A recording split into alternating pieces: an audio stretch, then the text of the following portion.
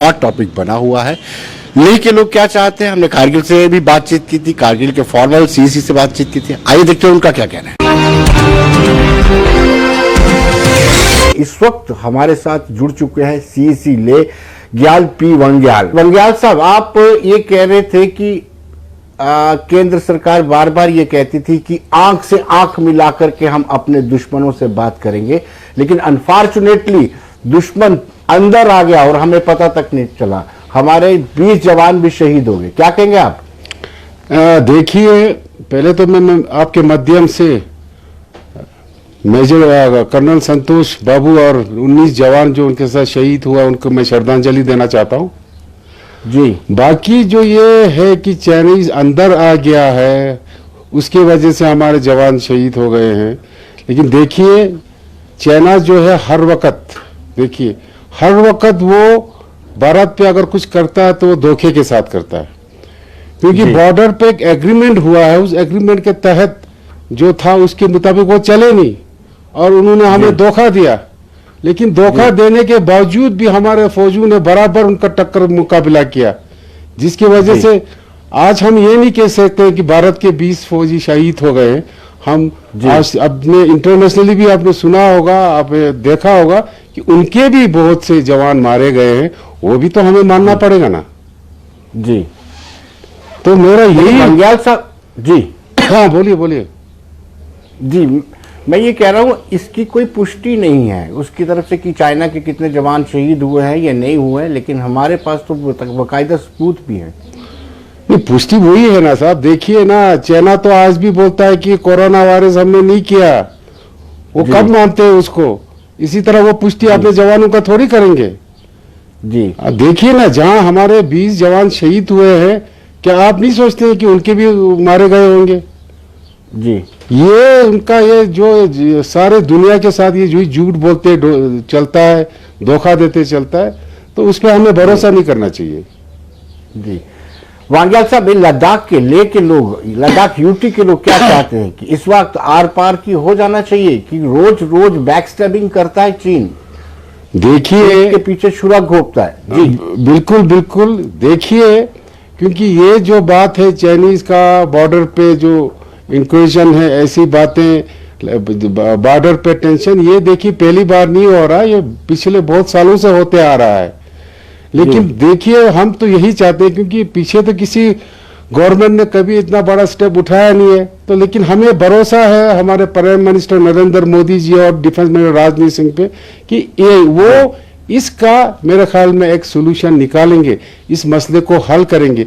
लद्दाख के लोग भी चाहते हैं कि बार बार क्या एक बार में चाइनीज को मुंह तोड़ जवाब देना चाहिए, और उसके लिए सक्षम है, जो कर सकता है तो हमारे प्राइम मिनिस्टर नरेंद्र मोदी जी ही कर सकते हैं। वांग्याल साहब, ये तो सभी चैनल्स भी बता रहे, सभी लोग भी बता रहे हैं कि चाइनीज ट्रूप इस तरफ आ गए थे, तो जब आप बार बार प्रधानमंत्री 56 इंच की बात करते हैं तो कुछ डाइजेस्ट नहीं होता है। देखिए ना, 56 इंच आप बताइए ना, 56 इंच की बात नहीं है। It is not the question of 56 inch, it is the question of the morale of our jawans. देखिए ना, आज हर लद्दाखी अगर लद्दाख में है तो हर लद्दाखी जो है, हम अपने भारत के फौज के साथ खड़े हुए हैं। जिस तरीके से हम 62 हो या 65 या 71 या 99 में खड़े थे, आज भी खड़े हैं। हमें अपने प्राइम मिनिस्टर पे पूरा भरोसा है। हम नहीं, देखिए ना, प्राइम मिनिस्टर जी ने अभी पीछे स्पष्ट तौर पे बोला है, ना ही उन्होंने हमारा कोई पोस्ट लिया है, ना ही उन्होंने हमारे जमीन पे कब्जा किया है, तो उस पे हमें मानना चाहिए, भरोसा करना चाहिए। जी। कुछ लोग ये भी सुझाव दे रहे हैं कि यहाँ पर लद्दाख के ट्रूप्स लगाए जाने चाहिए, कॉप्स जो फौजी हो लद्दाख के हो, क्योंकि वो टेम्परेचर को जानते हैं और उनका रहना खाना का सिस्टम सारा ऐसा होता है कि माइनस टेम्परेचर में रहते हैं, तो वो ज्यादा बेहतर कर सकते हैं। क्या दोबारा बोलिए। मैं ये कह रहा था कि कुछ लोग ये सुझाव दे रहे हैं कि लद्दाख के ही ट्रूप्स यहाँ पे लगाए जाने चाहिए। लद्दाख ट्रूप्स को माइनस टेम्परेचर, कई सारी चीजें उनके पास है, उससे दूर से गुजरे होते हैं। लद्दाख स्कोर्स की बात कर रहे हैं आप? जी। देखिए, बिल्कुल लद्दाख स्काउट्स जो है वो देश की शान है, इसमें कोई शक नहीं है। आपने 99 वार में देखा होगा, तो जी। देखिए ना, आर्मी का, मिलिट्री का अपना एक रूटीन होता है। इस बार अगर उस जी। बॉर्डर पे 16 बिहार तैनात है तो दूसरे बार सिख रेजिमेंट होगा, फिर चौथी बार जी। जाट रेजिमेंट होगा, दूसरे बार फिर लद्दाख लद्दाख स्क्वाड्स भी रहता है। तो ये उनका, जी। क्योंकि तैनाती उस एरिया में 16 बिहार को किया गया था, तो 16 बिहार को ही उस लोकेशन के बारे में पूरा पता है। आई थिंक जी। कि 1-2 साल से वो वहां पे हैं। तो ये इनका टर्न वाइज होता है, जब उनका टर्न खत्म होता है फिर दूसरा रेजिमेंट आके उधर वहां बैठते हैं। तो ये जी। क्वेश्चन नहीं है कि लद्दाख स्कोर्स को नहीं, हाँ बिल्कुल लद्दाख स्कोर्स टाइम आएगा, लद्दाख स्कोर्स को भी वहां भेजेंगे, ऐसी कोई बात नहीं है। हमें चाहे वो बिहार रेजिमेंट हो चाहे वो लद्दाख स्कोर्स है, हमें उन दोनों पे बहुत बहुत भरोसा है। वंग्याल साहब, ये हम मान के चलते हैं कि चाइना हमारा अच्छा दोस्त नहीं बन सकता, अच्छा क्या कभी भी दोस्त नहीं बन सकता, फिर भी हम आओ भक्त क्यों इतनी ज्यादा करते हैं? चाइनीज प्रधानमंत्री को बुलाया हमने, पूरा चक्कर गुजरात का लगाया। हाँ जी। जी वंग्याल साहब, आप सुन रहे हैं मुझे? हाँ बोलिए।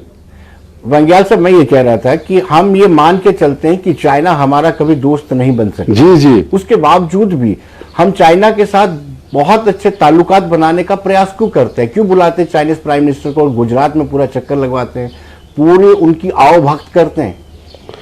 देखिए, हम सबको पता है कि हमारे प्राइम मिनिस्टर नरेंद्र मोदी जी का यही है, उनका यही पॉलिसी है कि वो हर जो हमारे हमसाए मुल्क है उनके साथ एक अच्छा रिश्ता रखना चाहते हैं, चाहे वो जी। चाइना हो, चाहे वो पाकिस्तान हो, चाहे या कोई और दूसरा कंट्री हो। जी। लेकिन इसका मतलब ये नहीं है कि वो चाइना हमारा नाजायज फायदा उठाएगा। जी। तो उसके लिए हमारा सेना तैयार है मुंह तोड़ जवाब देने के लिए, लेकिन चाहते हैं देश कुछ भी हो। देखिए ना, आप सबको पता है war is not a solution. जी। तो भारत का यही कोशिश रहा है, प्राइम मिनिस्टर का यही कोशिश रहा है कि जितना हो सके हम पीस से, शांति से हम बात करके इसका सोल्यूशन निकाले। लेकिन अगर उसका कोई गलत उसका नतीजा निकालता है कि, तो फिर उसके लिए हम तैयार है, हम बराबर, हमें पूरा हमारे फौज पे भरोसा है कि वो बराबर जवाब देगा चाइनीज को। चलिए, तनाव बना हुआ है, कुछ भी हो सकता है, इसके लिए तो हम तैयार हैं। क्या हमारे पास एसेंशियल कमोडिटीज प्राप्त है, जो आवश्यक वस्तुएं हैं?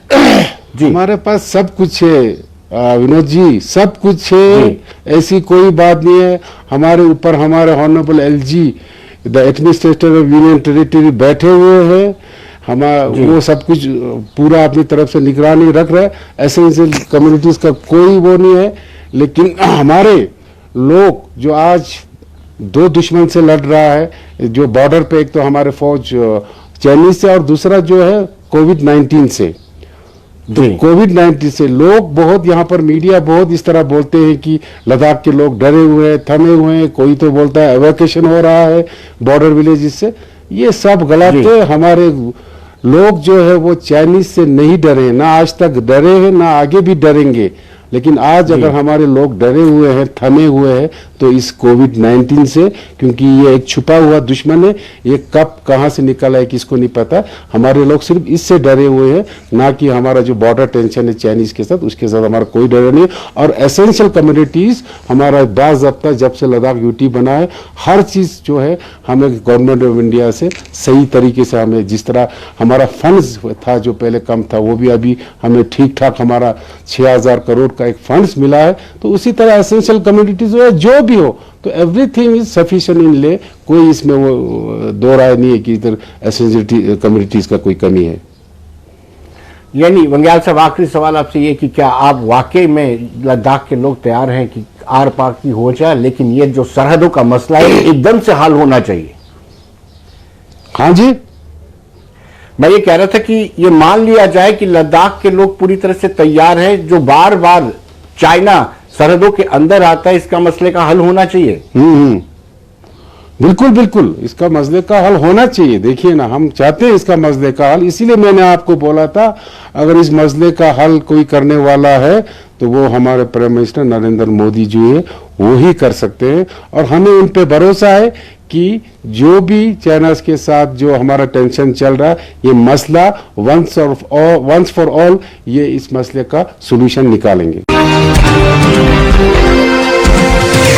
दर्शकों, चरण पादुका जिसमें जब कोविड-19 नहीं था पैर रखने की जगह नहीं होती थी, आज पूरी तरह से सन्नाटा पसरा हुआ है। वहां पे बहुत सारी दुकानें हैं, दुकानों का शटर भी नहीं लगा होता है। उसकी वजह यह है कि जब राउंड द क्लॉक दुकानें चलती हैं तो उनको शटर की जरूरत नहीं पड़ती है और आज उन पे तरपाल बिखरे हुए हैं और वहां पर जो अंदर दुकान के सामान था वो जानवरों ने बिखेर दिया और उनको लगता है कि दुकानदार आज बड़े मायूस हैं। हमने वहां पर जाकर के उनसे बातचीत की।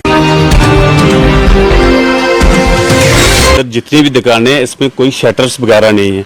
मैक्सिमम दुकानों में तरपाल लगे क्योंकि जी 24 घंटे इधर मतलब दुकानें खुली रहती थी। अभी आप जैसे ही लॉकडाउन हुआ लोग जैसे ही अपने अपने घरों में चले गए, आज दुकानों की मतलब इस तरह कंडीशन है कि देखिए सामान उनकी फिटिंग वगैरह थी ना वो भी मतलब तहस नहस हो गई है। मतलब काफी बुरी हालत हो गई है दुकानों की। मतलब वो लोग बेचारे सारे चले गए, जो भी आता है देखता है कि दुकान की कंडीशन इतनी बुरी है तो दुखी हैं लोग। लेकिन आपने मिलजुल करके इन लोगों की हेल्प करने की कोशिश की, जो लोग दुकानदार हैं, या फिर आपने किसी को अप्रोच किया, श्राइन बोर्ड को अप्रोच किया कि इनकी माली हालत सुधारी जाए? जी देखिए, हमने जो अपने चरण पादुका मंदिर ट्रस्ट की ओर से जो बेचारे लोग थे उनको राशन प्रोवाइड किया है। अभी हमारी श्राइन बोर्ड से भी ये गुजारिश है आपके माध्यम से कि इन लोगों को देखा जाए, इनकी कंडीशन काफी ज्यादा खराब हो गई है क्योंकि जो सामान था वो मैक्सिमम दुकान में कोल्ड ड्रिंक्स वगैरह थी, मैक्सिमम जो सामान था ओवरडेट हो गया। जो मतलब ड्राई फ्रूट्स का जो प्रसाद की दुकानें होती थी एकदम मतलब जितनी भी दुकानें वो तो बंदरों ने आप अभी देख ले कितनी बुरी कंडीशन हो गई है। अभी मतलब यात्रा नहीं चलने से इतनी बुरी कंडीशन। अभी कुछ ही दिन पहले आपके मतलब चैनल में उन्होंने देखा है कि चीते वगैरह भी मतलब सड़कों पे आ गए हैं। जी दोस्तों, कोविड-19 के चलते कटरा के होटल इंडस्ट्री को भी सीधा सीधा असर पड़ा है। हमने इस बाबत होटलियर से बातचीत की, आइए देखते हैं उनका क्या कहना है। वाकई में कोविड-19 से बहुत ज्यादा नुकसान हुआ है। इस नुकसान की भरपाई कैसे हो सकती है? क्या सरकार की तरफ से कुछ आपको पैकेज वगैरह दिया जा रहा है या फिर आप कुछ पैकेज की डिमांड कर रहे हैं?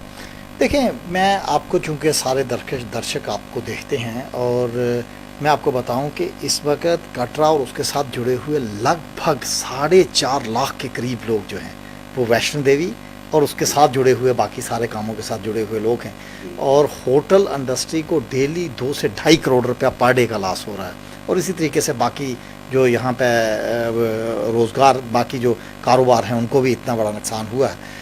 तो यहाँ तक भरपाई की बात है तो हमने तो हर एक फोरम पे इस चीज़ों को उठाया है। मेरी के शर्मा साहब से एडवाइज़र साहब से बात हुई, फिर परसों वसीर अहमद खान साहब से बात हो रही थी। देखें, कोई पैकेज देना तो बहुत दूर की बात है। हमारा तो यहाँ पे गिला ये है कि गवर्नमेंट के कहने पे लॉकडाउन हुआ, गवर्नमेंट के कहने पे होटल जो सारी चीज़ें ये बंद हुई। हमारे यहाँ बिजली में 2 कंपोनेंट होते हैं, एक होते हैं फिक्स चार्जेस, एक होते हैं जितनी बिजली लगे वो आपने उसका पे करना है। आज होटल बंद हो गया, फिक्स चार्जेस एक एक होटल के लाख लाख रुपया 70 हज़ार रुपया हैं, 20 हज़ार हैं, 25 हज़ार हैं। बिल आते हैं तो उसमें फिक्स चार्जेस भी लगाए हुए हैं। मैंने एडवाइज़र साहब को भी पूछा कि साहब इसमें जस्टिफिकेशन क्या है, आपके कहने पे बंद कर रहे हैं और अब फिक्स चार्जेस भी हमें लगा रहे हैं। तो इसलिए यहाँ पे बहुत पोजीशन ख़राब है और मतलब अभी तक मैं हर एक फोरम पे ये कहता हूँ कि होटल इंडस्ट्री एक ऐसी इंडस्ट्री है कि बाकी तो चलो आज चल पड़ेंगे तो 15 दिन के बाद उधर 50%, 40%, 60% काम चलने लग पड़ेगा, मगर हमारे यहाँ तो अगर आज भी लॉकडाउन ये खुल जाए सर तो 1 साल इसका अफेक्ट रहने वाला है। क्यों? जब तक ट्रेनें नहीं चलेंगी, जब तक जहाज नहीं चलेगा, जब तक हमारी क्वारंटाइन की नीति नहीं चेंज होगी। इस वक्त तो जो आ रहा है ट्रेनें चल नहीं रही, जो जहाज से भी आ रहा है उसे पहले क्वारंटाइन होना है, तो कौन सा टूरिस्ट आने वाला है। तो इसलिए अभी की पोजीशंस में हालात बहुत ख़राब हैं और मुझे लगता है कि सरकार को हमारे लिए सोचना चाहिए और हमने बहुत से उन्हें तदाबीर दी हैं और हमने उन्हें कहा बिजली के किराए माफ़ करो, हमने कहा GST की रीइंबर्समेंट करो, हमने उन्हें कहा कि आप हमें कोई पैकेज दें और बहुत सी चीज़ें हमारी डेलिब्रेशंस डेली हो रही हैं, हमारे लोगों के लोन हैं। आज की डेट में लोन्स की ये पोजीशन है कि हम उसका भी शुक्रिया अदा करते हैं कि सरकार ने डेफरमेंट की है इंस्टॉलमेंट्स की, मगर आपका इंटरेस्ट तो ऐसे ही चढ़ता जा रहा है। मतलब गवर्नमेंट के कहने पे बंद हुआ सारा सिस्टम, और इंटरेस्ट अगर आपका वैसे ही चढ़ता जाएगा तो आपके होटल तो वैसे ही अनवाइबल हो जाएंगे। यानी आपको इंस्टेंटली सरकार की तरफ से कैश में कोई ऐसा रिलीफ नहीं मिला। आप चाहते हैं जैसे आपकी इंस्टॉलमेंट डेफर कर दी, बोझ तो आप पर ही है, 3 महीने बाद देना होगा तो इंटरेस्ट तो आपको देना ही पड़ेगा। यानी आप अब क्या चाहते हैं? देखें, हम तो इस वक्त, जैसे मैं जनाब से पहले ही अर्ज कर रहा था, फर्स्ट फेज में तो जो गवर्नमेंट के हाथ में है इलेक्ट्रिसिटी चार्जेस, फिक्स चार्जेस आपके हिमाचल, राजस्थान, उत्तराखंड, आंध्र प्रदेश, दुनिया भर की स्टेटों ने माफ़ कर दिए, हमारी स्टेट में वैसे ही चल रहे हैं आपके। उसी के साथ इंटरेस्ट, आज की ज़रूरत यह है कि अगर किसी को इंटरेस्ट लग रहा है तो आप कैसे उस इंटरेस्ट को माफ़ कर सकते हैं। आज जीएसटी, हमारे होटल इंडस्ट्री में जीएसटी था ही नहीं, ये तो जीएसटी अभी स्टार्ट हुआ। हमारे यहाँ जो हालात हैं उसको देखते हुए सरकार ने कोई यहाँ पे टैक्स होटल्स पर नहीं रखा था, वो सारे के सारे आ गए हैं।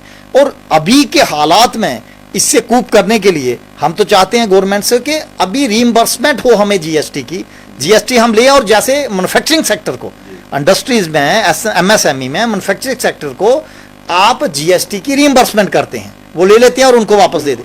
और इसी तरीके से कोई फाइनेंशियल पैकेज जो वो दे सकें वो दें, ताकि ये लोग उठ सकें। नहीं तो आप, मैं अंदाजे से कह सकता हूँ कि आपके आधे होटल जो हैं वो तो वैसे ही सिक हो जाएंगे, और इतनी बड़ी अनएम्प्लॉयमेंट हमारे यहाँ होगी। हमारे कटरा में लगभग के 1.5 से 2 लाख के करीब आदमी जो है वो होटल इंडस्ट्री से जुड़ा हुआ है, और आज पोजीशन ये है कि बहुत से घरों में। वजीर साहब, आपने अनएम्प्लॉयमेंट की बात की तो मैं आपसे जानना चाहूँगा वीरेंद्र जी, क्या कोई जितने होटल में मुलाजिम काम करते थे, क्या होटल ऑनर्स उनको सैलरी दे रहे हैं या नहीं, या कुछ लोगों ने छटनी की है?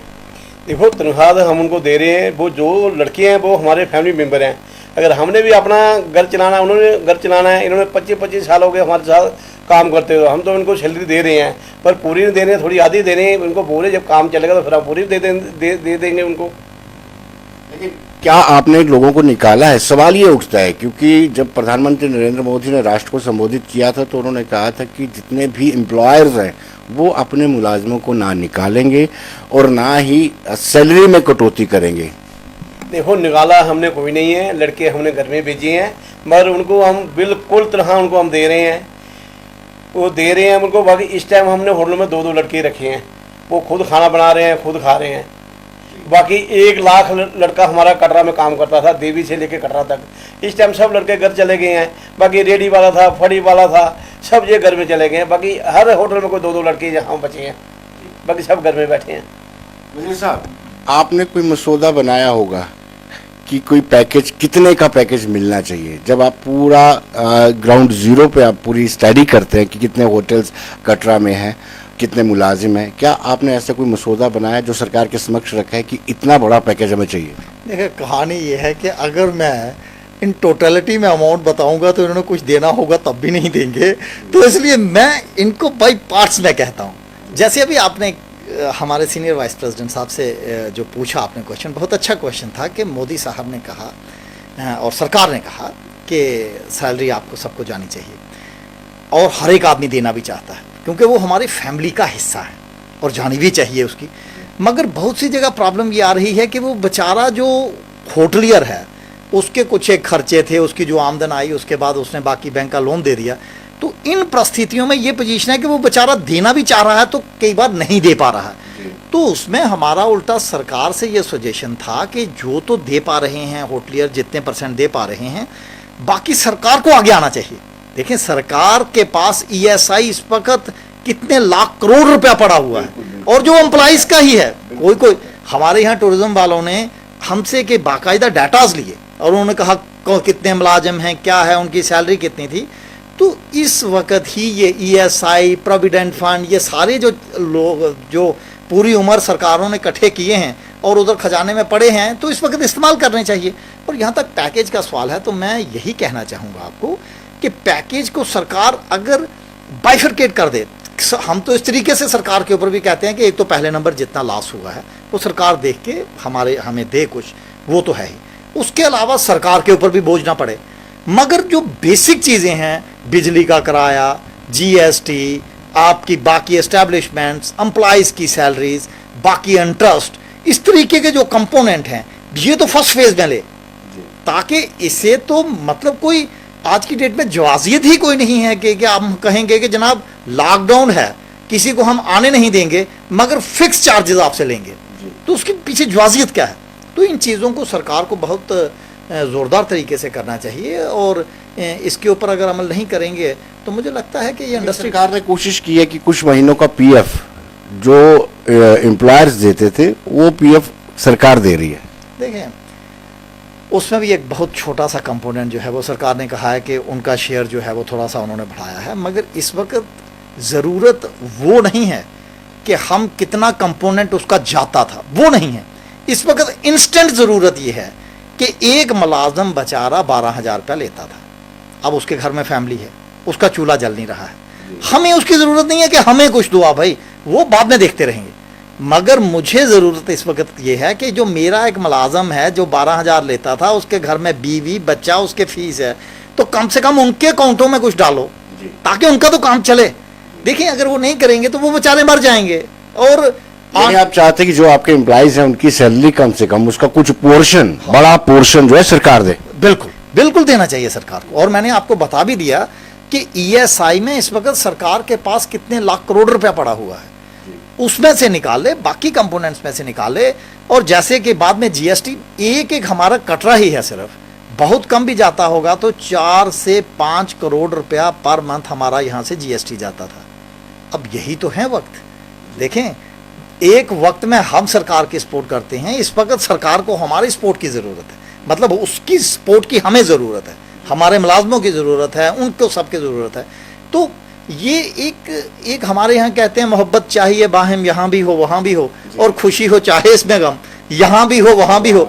तो मतलब गम खुशी दोनों में अगर हम एक दूसरे का ध्यान रखेंगे तो मुझे लगता है कि वो बेहतर एक सिलसिला रहेगा, और उस तरीके से जो है वो सबका काम चलता रहेगा। लेकिन आपने अप्रोप्रिएट फोरम में जाकर के ये बात उठाई, आपने कहा कि एडवाइजर से बात की, क्या आप एलजी से मिले? क्योंकि ये बहुत बड़ा इशू है। देखिए, कहानी ये है कि एलजी साहब से भी हम मिल लेंगे जल्दी ही, उनसे भी हमने रखा हुआ है, मगर जो उनके इम्पॉर्टेंट कंपोनेंट्स हैं, देखिए मैंने आपको बताया एडवाइज़र साहब के 4 से 5 एडवाइज़र हैं, और उन 4 में से बसीर अहमद खान साहब से मुलाकात हो गई, के शर्मा साहब से मुलाकात हो गई, भटनागर साहब से मैंने टेलीफोन पे अपना जो है उनसे पूरी बात उनको बताई थी कि ये इस अगर आप हमारे यहाँ मैक्सिमम फाइनेंस से जेके बैंक की है तो चेयरमैन जेके बैंक के साथ मैंने वीडियो कॉन्फ्रेंसिंग करवाई, जिसमें इंडस्ट्रीज़ वाले, हम सारे, उनके vice presidents, executive presidents, director, सबको बैठा के यहाँ हमारा एक मेन यूज़ है जिसे श्राइन बोर्ड कहते हैं, तो श्राइन बोर्ड की एक वीडियो कॉन्फ्रेंस हमने करवाई, जिसमें श्राइन बोर्ड, उनके बोर्ड मेंबर्स, फिर उसके बाद दीवान साहब, फिर उसके बाद जितनी इंडस्ट्रीज़ वाले कि किस तरीके से यात्रा चले, कब चले, कैसे चले, उसकी एसओपीज़ क्या हैं। तो हम हर एक फोरम पे लगे हुए हैं, डायरेक्टर इंडस्ट्रीज़, डायरेक्टर टूरिज्म, हम तो हर एक फोरम पे उसे डेली उठा रहे हैं। आपने मगर अच्छा है कि ये बताया कि इस मुद्दे को हमें एलजी साहब से भी टेकअप करना चाहिए। मुझे लगता है कि जो हमने जितने लोगों को बताया तो अभी तक उन तक बात पहुँची होगी, मगर एलजी साहब से डायरेक्ट भी बात कर लेते हैं, ये एक आपकी अच्छी तजावीज़ है, और मुझे लगता है इस पर हमें गौर करना चाहिए। साहब, जब आप बात करते थे उनकी बॉडी लैंग्वेज क्या कहती, सीरियसली लेते थे कि या फिर ये सोचते थे कि आए हैं इन्होंने अपना ज्ञापन दिया तो इसको रख देते हैं कहीं पे, क्योंकि ये मैटर बड़ा सीरियस है? देखें, मैं किसी से मुतल्लिक ये तो नहीं कहूँगा कि वो कितने उसके बारे में सीरियस हैं, मगर इतनी बात तो है, वो उर्दू में हमारे यहाँ कहते थे, गालिब का एक शेर था कि दिले नादा तुझे हुआ क्या है, आखिर इस दर्द की दवा क्या है। तो साहब सिस्टम ये है कि हम चिल्ला रहे हैं कि साहब ये हमारी टेंशन है, और ये पिछले 4 महीने से चल रहा है सिलसिला, अभी तक कुछ ना कुछ तो दवा आनी चाहिए थी, उसका अभी तक दवा कुछ नहीं आई। तो इसका मतलब मुझे तो यही लगता है कि वो मतलब इसमें तो नॉन सीरियस अप्रोच ही लग रही है, जो मुझे अभी तक मेरी जो सोच काम कर रही है। तो क्योंकि अभी तक चाहे कुछ भी होता, सरकार चाहे हमने 1 लाख रुपया मांगा, वो 1,000 उनके पास था तो वही शुरुआत कर देते, मगर कुछ ना कुछ तो होता। मतलब सिर्फ ऐसे बातों से तो बात बनेगी नहीं, सिर्फ बातों से बात। जो इलेक्ट्रिसिटी बिल है उसमें कुछ ना कुछ अमेंडमेंट हो सकती है, कम से कम एक पहल तो सरकार कर देती।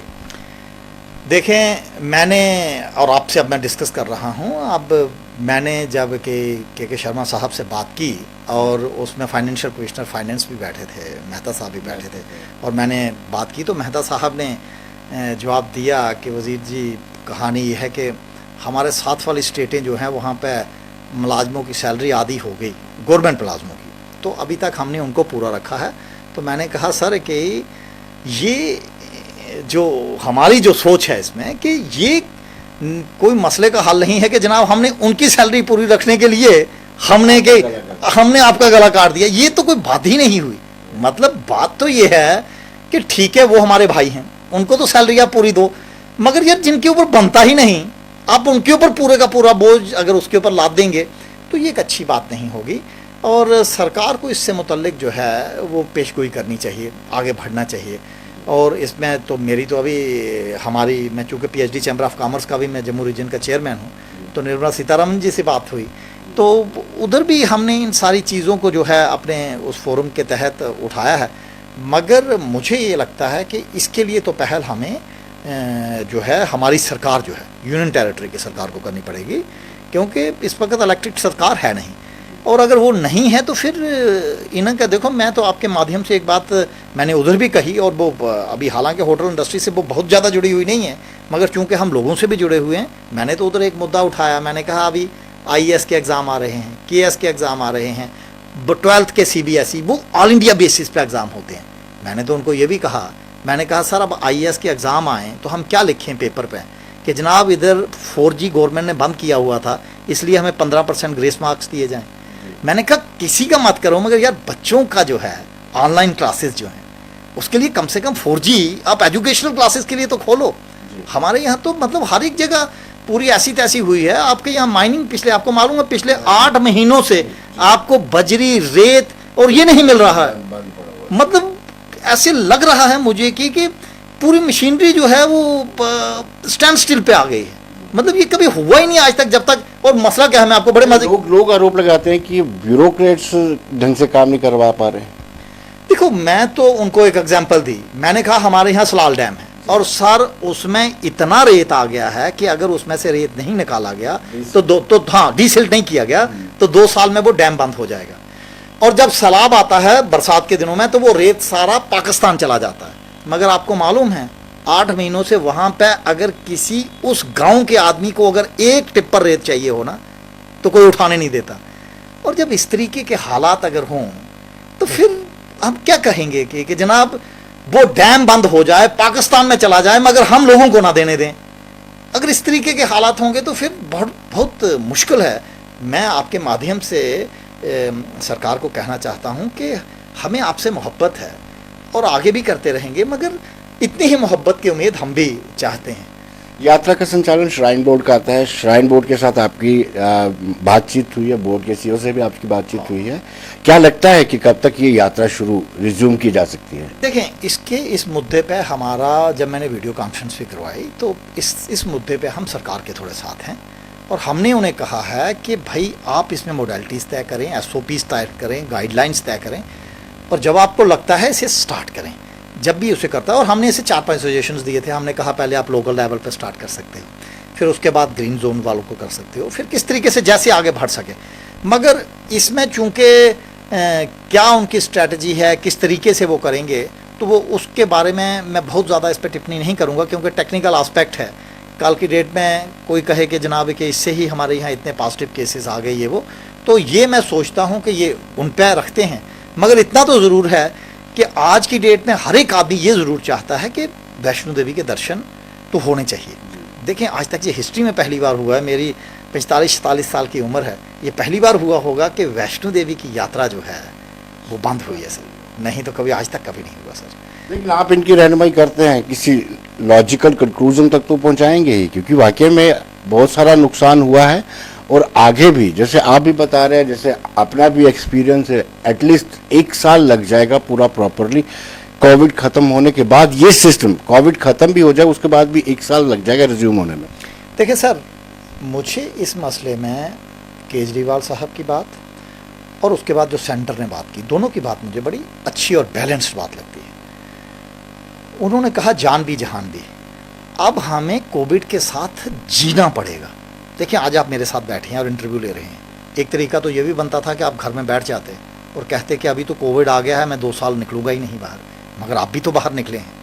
तो अब आने वाले दिनों में हमें कोरोना के साथ काम करना और इसके साथ जीना सीखना पड़ेगा। इसी तरीके से वैष्णो देवी की यात्रा के बारे में भी यह कहूँगा कि आपको जो जो इसके बारे में प्रिकॉशंस लेने हैं वो तो आप लें, मगर आज 15 दिन महीना जितनी भी देर में हो, अब उसके साथ आपको चलना पड़ेगा, क्योंकि बाकी भी जितने इंस्टीट्यूशंस हैं, तिरुपति है आपका, बाकी जो हैं, तो उन्होंने उस पर किया है, मगर फिर भी चूंकि ये एक बड़ा कम्प्लेक्स सा इशू है, किस तरीके से करते हैं, वो क्या SOPs रखती हैं, क्या गाइडलाइंस रहते हैं, तो इसके बारे में हम किसी को बहुत ज़्यादा इंसिस्ट नहीं इसमें कर पाते कि यार उसमें क्या कि कल ही करो परसों करो, ये हम नहीं कहते, मगर हम ये ज़रूर कहेंगे कि यात्रा तो चलनी चाहिए। लास्ट सवाल, नेक्स्ट कोर्स ऑफ एक्शन आपका क्या रहेगा? मुलाकातें ही होती रहेंगी या कुछ निकलेगा भी?